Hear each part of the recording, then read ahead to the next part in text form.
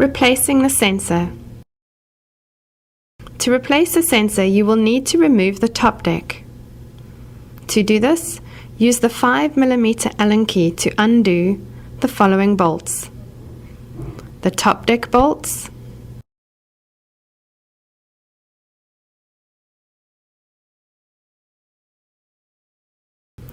the footboard handle rest bolts,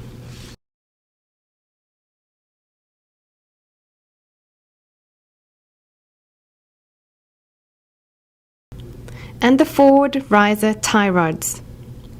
When removing the tie rods, be careful of the small barrel nut which is housed underneath the top deck and which the tie rod screws into.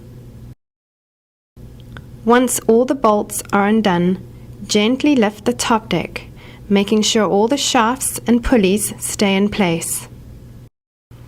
The sensor is housed underneath the top deck. The wires run down and connect to the wires coming from the Series 4 monitor. Unclip the sensor connector. To replace the sensor, use a small Phillips screwdriver to unscrew the 3 screws holding the sensor in place, and replace with the new sensor. Reconnect the sensor connector and replace the top deck.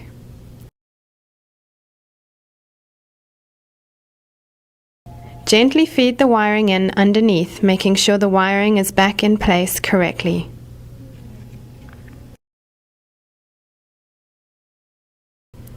Screw back in the tie rods.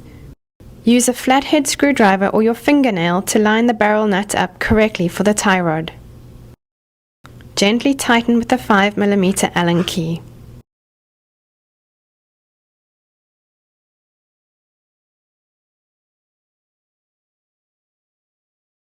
Replace the handle rests of the footboard.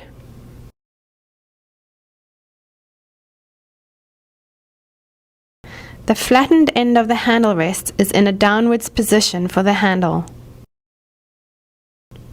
Replace the top deck bolts.